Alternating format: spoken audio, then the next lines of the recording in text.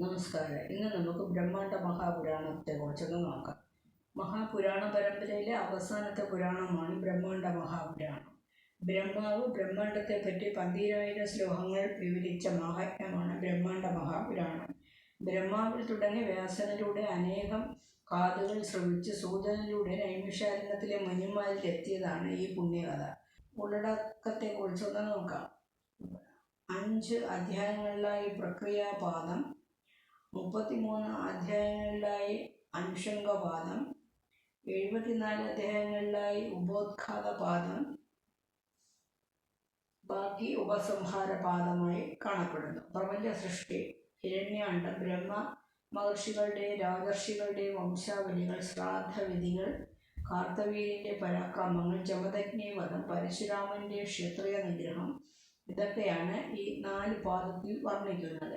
ഒരു സാധകന് മൂർത്തിയെ പ്രസാദിപ്പിക്കാൻ 16 വഴികളുണ്ടെന്നും അതേതൊക്കെയാണെന്നും പറയുന്നു. ആവാഹനം, ആസനം, പാദ്യം, അർഘ്യം, ആചമനം, സ്നാനം, വസ്ത്രം, ദൂഷം, ഗന്ധം, പുഷ്പം, ധൂമം, ദീപം, അക്ഷതം, നൈവേദ്യം, താംബൂലം, പ്രദക്ഷിണം എന്നിവയാണ് ആ 16 വഴികൾ. പരശുരാമൻ്റെ കഥ ബ്രഹ്മാണ്ഡ മഹാപുരാണത്തിലാണ് ഉള്ളത്. ഗോവർദ്ധന നഗരിയെ നന്നായി വർണ്ണിക്കുന്ന ഒരു പുരാണമാണ് ബ്രഹ്മാണ്ഡ മഹാപുരാണം. പൂർവഭാഗം നൈമിഷാരണ്യത്തിലെ വൃത്താന്തം, പ്രപഞ്ച പരിണാമവും ഹിരണ്യഗർഭോത്പത്തിയും മന്വന്തരങ്ങളും അവയുടെ കാലയളവും, ബ്രഹ്മാവിൻ്റെ മാനസ സൃഷ്ടി, മുനിമാരുടെ സൃഷ്ടി, കിംപുരുഷാദി വർഷം, അധോലോക ആദിത്യവ്യൂഹ വർണ്ണനകൾ, ദാരുവന പ്രവേശം, വ്യാസ ശിഷ്യോൽപത്തി വർണ്ണനം, മന്വന്തര വർണ്ണനം തുടങ്ങിയവ 1 മുതൽ 38 അധ്യായങ്ങളിലായി വിവരിച്ചിരിക്കുന്നത് കാണാം. മധ്യഭാഗം ഋഷീസർഗ വർണ്ണനം, മനുവംശ കീർത്തനം, പിതൃരാജ്യകൽപ്പം, ശ്രാദ്ധകൽപ്പം, സൗജവിധി, തിഥി ശ്രാദ്ധ, നക്ഷത്ര ശ്രാദ്ധ വർണ്ണനം, ബ്രാഹ്മണ പരിരക്ഷ, ശിവപൂജ, ജമദഗ്നിയുടെ അതിഥി സത്കാരം, ഭാർഗവീ ചരിതം, കാർത്തവീര്യവധം, കൈലാസയാത്ര, ഗണേശ സംഗമം, സഹരന്റെ ദിഗ്വിജയം, ഗംഗാനയനം, ഗന്ധർവ ലക്ഷണം, വൃഷ്ണി, വംശാനുകീർത്തനം, വിഷ്ണു മഹാത്മ്യ വർണ്ണനം, വംശാനുവർണ്ണനം എന്നിങ്ങനെ 1 മുതൽ 74 അധ്യായങ്ങളിലായി വിവരിച്ചിട്ടുണ്ട്.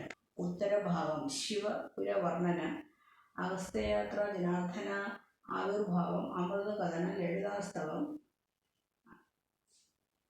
ഗണനാഥ പരാക്രമ, ദിക്പാലാദി, ശിവലോകാന്തര കഥനം, ഗൃഹരാജാന്തര കഥനം, കാമാക്ഷി യശോ വർണ്ണനം, കാമാക്ഷി മഹാത്മ്യം, ഇങ്ങനെ 1 മുതൽ 44 വരെയുള്ള അധ്യായങ്ങളിൽ വിവരിച്ചിട്ടുണ്ട്.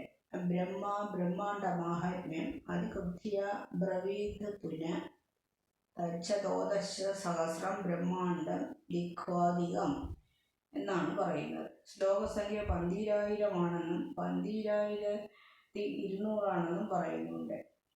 ആലങ്കാരികമായ ഭാഷാശൈലിയും ഈ പുരാണത്തിൽ നമുക്ക് കാണാം. മതപരമായ ഭൂമിശാസ്ത്രത്തിൻ്റെ വശങ്ങൾ, ദേവതയുടെ ദൈവശാസ്ത്രം, പിനാകി മാഹാത്മ്യം, വിരാജക്ഷേത്ര മാഹാത്മ്യം, കാഞ്ചി മാഹാത്മ്യം ഇവ ഉൾച്ചേർത്തിട്ടുണ്ട്. ആചാരങ്ങളെക്കുറിച്ചുള്ള വിഭാഗം, വിശ്വസൃഷ്ടിയുടെ സമഗ്രത, പ്രപഞ്ചത്തിൻ്റെ വ്യവസ്ഥ, ഘടന എന്നിവ വിവരിക്കുന്നുണ്ട്. ബ്രഹ്മാവ് സൃഷ്ടി ആരംഭിക്കുന്നത്, ലോകങ്ങളുടെ ഘടന, പ്രപഞ്ചത്തിൻ്റെ തലങ്ങൾ, ബ്രഹ്മാവിന് നാമരൂപമില്ലായിരുന്ന അവസ്ഥ ഒക്കെ വിവരിക്കുന്നത് നമുക്ക് കാണാൻ സാധിക്കും. ബ്രഹ്മാണ്ഡ മഹാപുരാണം സൃഷ്ടിയുടെ സമഗ്ര ദൃശ്യം പ്രദാനം ചെയ്യുന്നു. കാലത്തിൻ്റെ സങ്കല്പം ബ്രഹ്മാണ്ഡ മഹാപുരാണത്തിൽ കൂടുതൽ ആഴത്തിലുള്ളതാണ്. പ്രപഞ്ചത്തിൽ എല്ലാ ജീവജാലങ്ങൾക്കും അവരുടെ പൂർവ്വകർമ്മ ഫലപ്രകാരം ഫലങ്ങൾ കിട്ടുമെന്നും ഇത് വിശദമാക്കുന്നു. സൃഷ്ടിയിൽ ഓരോ ജീവനും പ്രപഞ്ചോത്പത്തിയോടുള്ള ബന്ധം മനസ്സിലാക്കുന്നതിന് ഈ പുരാണം സഹായിക്കുന്നു. എല്ലാ ജീവജാലങ്ങൾക്കും ഒരു ദിവ്യമായ കർമ്മബന്ധമുണ്ട്. പുണ്യത്തിൻ്റെയും പാപത്തിൻ്റെയും ഗുണാതീത തത്വം വിവരിക്കുന്നു. ധർമ്മപരമായ പ്രവർത്തനങ്ങളിലൂടെ ജീവിതം നയിക്കപ്പെടാൻ ഈ പുരാണം പ്രബോധിപ്പിക്കുന്നു. ബ്രഹ്മാണ്ഡ മഹാപുരാണത്തിൻ്റെ ദർശനങ്ങളെക്കുറിച്ച് നമുക്ക് നോക്കാം. നമ്മളെല്ലാ പുരാണങ്ങളും പാരായണം ചെയ്യുമ്പോൾ നമ്മുടേതായ ഒരു ദർശനം കണ്ടുപിടിക്കേണ്ടതുണ്ട്. അങ്ങനെ നോക്കുകയാണെങ്കിൽ, ദർശനത്തെക്കുറിച്ച് നോക്കുകയാണെങ്കിൽ അതേതാണെന്നൊന്ന് പറയാം. വിമോചനത്തിലേക്ക്, അതായത് മോക്ഷത്തിലേക്കുള്ള പാത. ധർമ്മ, നീതി, കർമ്മം, ഭക്തി എന്നീ ദർശനങ്ങൾ. പ്രപഞ്ചത്തിനുള്ളിലെ കാലചക്ര സമയം. പ്രതീകാത്മകവും ധാർമ്മികവുമായ കഥകൾ വഴി ഇത് സാധകന് ഒരു വഴികാട്ടി ആകുന്നു എന്ന ദർശനം. ധർമ്മം നിലനിർത്താൻ നേരിടുന്ന വെല്ലുവിളികൾ, സാഹസികതകൾ ഇതിൻ്റെ ഗഹനമായ വശമാണ്. അനുഷ്ഠാനങ്ങൾ, പ്രപഞ്ചതത്വങ്ങൾ, മനുഷ്യജീവിതത്തെക്കുറിച്ച് സമഗ്രമായ ഒരു വീക്ഷണം എന്നിവ ബ്രഹ്മാണ്ഡ മഹാപുരാണത്തിൽ വാഗ്ദാനം ചെയ്യുന്നു.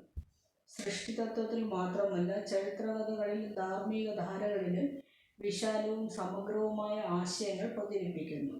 ബ്രഹ്മാണ്ഡ മഹാപുരാണത്തിൽ അവതരിപ്പിക്കുന്ന യുക്തികൾ മനുഷ്യരുടെ സ്വഭാവത്തെ ഭൗതിക സൃഷ്ടിയുമായി ബന്ധപ്പെടുത്തിയിട്ടുള്ളതാണ്.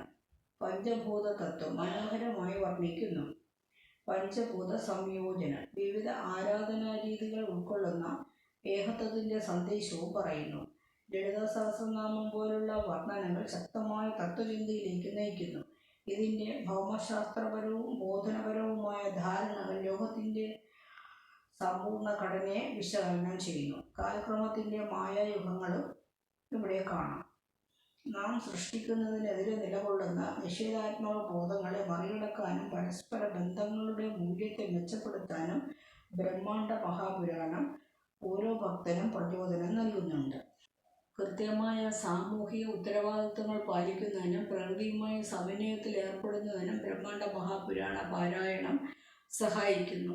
ബ്രഹ്മാണ്ഡ മഹാപുരാണത്തിലൂടെ മാനസിക സമാധാനവും പോസിറ്റീവ് എനർജി ശക്തിപ്പെടുത്താനും ആഴത്തിലുള്ള തിരിച്ചറിയലിനും വിശ്വാസങ്ങൾ ഊട്ടിയുറപ്പിക്കുന്നതിനും ആത്മജ്ഞാനത്തിനും ഓരോ വ്യക്തിയെയും അവരുടെ ആത്മാർത്ഥ ധർമ്മപഥത്തിലേക്ക് നയിക്കാനും സാധിപ്പിക്കുന്നു.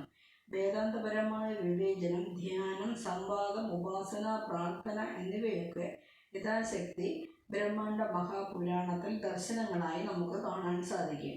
ഭഗവാൻ വിശ്വം സൃഷ്ടിക്കുന്നതും പരിപാലിക്കുന്നതും ഇല്ലാതാക്കുന്നതും മായയും യാഥാർത്ഥ്യവും തമ്മിലുള്ള ഭേദങ്ങൾ സൃഷ്ടിച്ച് മനുഷ്യന് നല്ലതും ചീത്തയും തിരിച്ചറിയാൻ ബ്രഹ്മാണ്ഡ മഹാപുരാണം തരുന്ന സന്ദേശം നമുക്ക് ജീവിതത്തിൽ വളരെ പ്രയോജനകരമാണ്. ധർമ്മത്തെ പീഡിപ്പിക്കാതെ അർത്ഥത്തെ പ്രാപിക്കാം എന്ന ദർശനം. ധർമ്മം തന്നെയാണ് സ്ഥിരമായിട്ടുള്ളത്. ധർമ്മത്തെ സ്വയം രക്ഷിക്കുന്നവനെ ധർമ്മം സംരക്ഷിക്കും. പ്രജാപരിപാലനമാണ് രാജാവിൻ്റെ ശ്രേഷ്ഠമായ ധർമ്മമെന്ന ദർശനം ആതിഥ്യമര്യാദ എടുത്തു പറയേണ്ട ഒരു ദർശനമാണ്. സജ്ജന സംരക്ഷണത്തിന് ആയുധം ധരിക്കുന്നതിൽ തെറ്റില്ല എന്നത് പുരാണങ്ങളിലെ മാത്രമേ കാണാൻ സാധിക്കുകയുള്ളൂ. സാത്വിക ഭാവനകൾ പ്രകടിപ്പിക്കുന്ന മനസ്സ് സത്വാത്മകമായിരിക്കും. സത്യ ദർശനത്തിലൂടെ മാത്രമേ തത്വത്തെ മനസ്സിലാക്കാൻ കഴിയുകയുള്ളൂ. സത്വഗുണത്തിൻ്റെയും ക്ഷേത്രജ്ഞൻ്റെയും ജ്ഞാനാത്വത്തെ ദർശിക്കുന്നതാണ് യഥാർത്ഥ ജ്ഞാനം. ജ്ഞാനത്തിൽ നിന്ന് യോഗവും കെട്ടുപാടിൽ കിടക്കുന്നവന് ബന്ധനവും അതിൽ നിന്ന് മുക്തരാകുന്നവന് മോക്ഷവും ലഭിക്കുന്നുവെന്ന് കഥകളിലൂടെ ഈ പുരാണത്തിൽ നമുക്ക് വിവരിച്ചു തരുന്നുണ്ട്. ബ്രഹ്മാണ്ഡ മഹാപുരാണത്തിൽ ഭൗതിക സുഖങ്ങളിൽ നിന്ന് പിന്തിരിയുമ്പോൾ അയാൾ സൂക്ഷ്മമായ ശരീരം, ഇന്ദ്രിയങ്ങൾ എന്നിവയിൽ നിന്ന് പോലും മുക്തനാകുന്നുവെന്നും പറയുന്നു. ബന്ധനവും ചൈതന്യവും ഇല്ലാതെ അവൻ തന്നിൽ തന്നെ നിലനിൽക്കണം. തന്നിൽ തന്നെ നിലനിൽക്കുന്നവനായാലും അവൻ നാനാത്വത്താലും വൈവിധ്യത്താലും ബാധിക്കപ്പെടുന്നു. ഇപ്രകാരം യഥാർത്ഥ ജ്ഞാനത്തെയും മോക്ഷത്തെയും ബ്രഹ്മാണ്ഡ മഹാപുരാണത്തിൽ കാണാൻ സാധിക്കും. അഹിംസ ധർമ്മത്തിലേക്കുള്ള കവാടമാണ്.